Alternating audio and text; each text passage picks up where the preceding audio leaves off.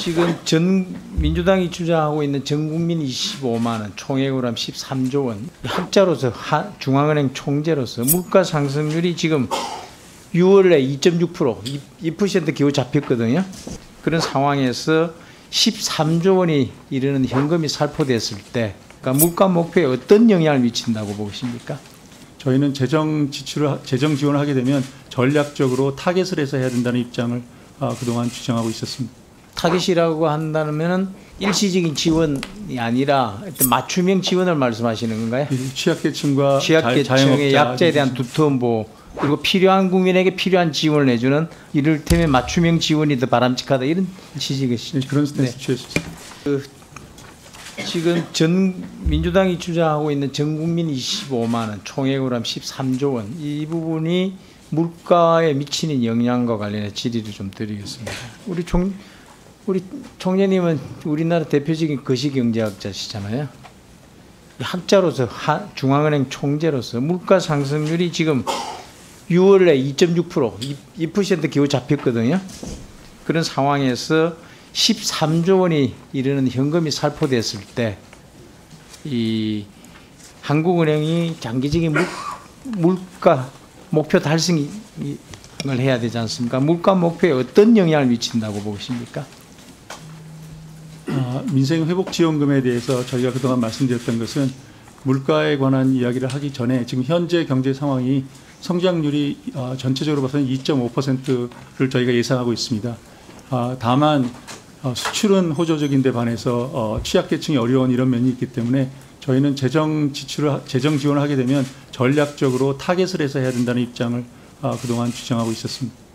타겟이라고 한다면은 이런 포괄적인 지원, 일시적인 지원이 아니라 맞춤형 지원을 말씀하시는 건가요? 취약계층과 취약계층의 약자에 대한 두터운 보호, 그리고 필요한 국민에게 필요한 지원을 내주는 이를테면 맞춤형 지원이 더 바람직하다, 이런 취지겠죠. 그런 스탠스 취했습니다.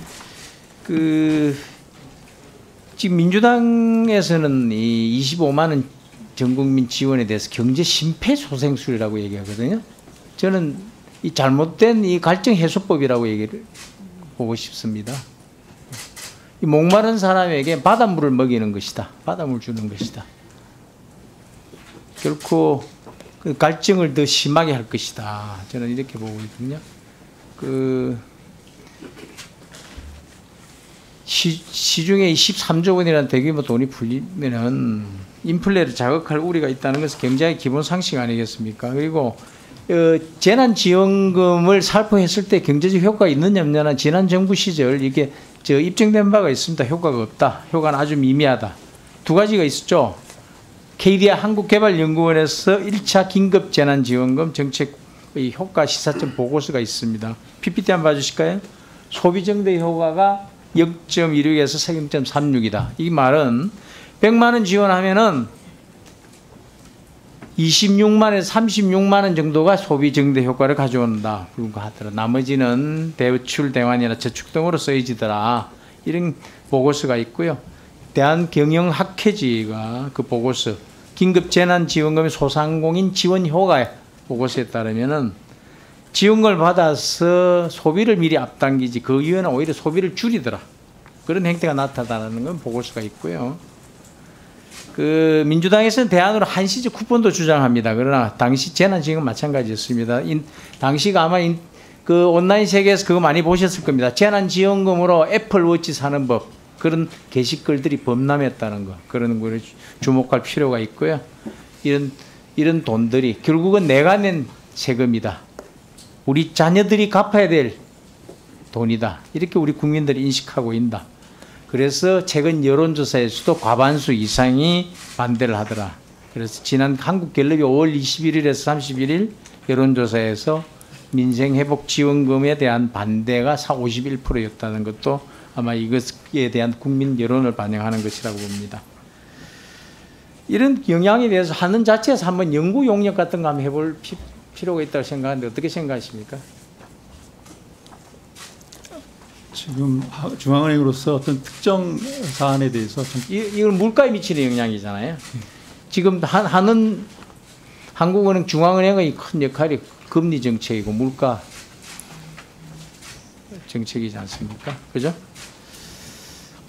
한번 잘 검토 한번 해보시죠. 네. 그리고 가계부채 문제 한번 짚어보겠습니다. 조금 전에 그 업무보고 하실 때 가계부채 증가세가 연초보다는 확대되어 있다 그랬는데 기존의 가계부채가 쭉 연도별로 본다면은 이전 정부 5년의 가계부채가 총 504조 원이 증가됐습니다. 그 증가율이 무려 37.1%예요. 그러나 지금 현 정부 2년 동안에는 19.9조 원, 1.1% 증가한 것입니다. 올해 초 기준으로 보면 증가세가 조금 확대된 것은 맞지만은 지난 5년과 지난 2년을 비교를 할 때는 이 증가세는 비교할 수도 없다. 이거는 확인된 수치 아닙니까? 그죠? 지금 그 총재께서는 가계부채 연착률이 한은 총재된 이유다. 이런 말씀 하신 적이 있어요. 그죠? 네. 기억하시죠? 근데 금융위가 지난 6월 25일에 그 스트레스 DSR 시행을 지금 연기를 했지 않습니까? 2달? 그죠? 근데 이제 이 부분에 대한 이제 비판론도 있습니다. 그러나, 이 연기에 대해서 어떻게 생각하시죠? 하는 입장에서는? 예, 어제 최상목 부총리께서 말씀하신 대로 네. 7월 달에 이번에 발표된 하반기 경제 정책 방향과 부동산 PF 구조조정 추진안을 보면서 그 조화롭게 정책을 좀 만들기 위해서는 2개월 정도 연기해서 9월 달에 시행하기로 한 것으로 알고 있습니다.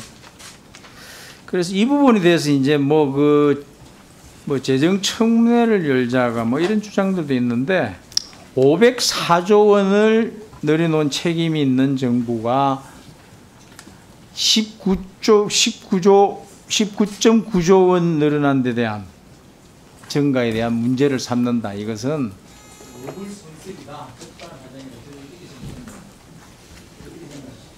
이번 정부에 저희가 계속 저는 F4A라는 회의를 통해서 회의를 하고 있는데 한국은행뿐만 아니라 기획재정부 그다음에 금융위 금감원 모두 가계부채만큼은 경상 GDP 성장률 이하로 관리하자는 데 대해서는 이견이 없고 정책 공조를 하고 있습니다.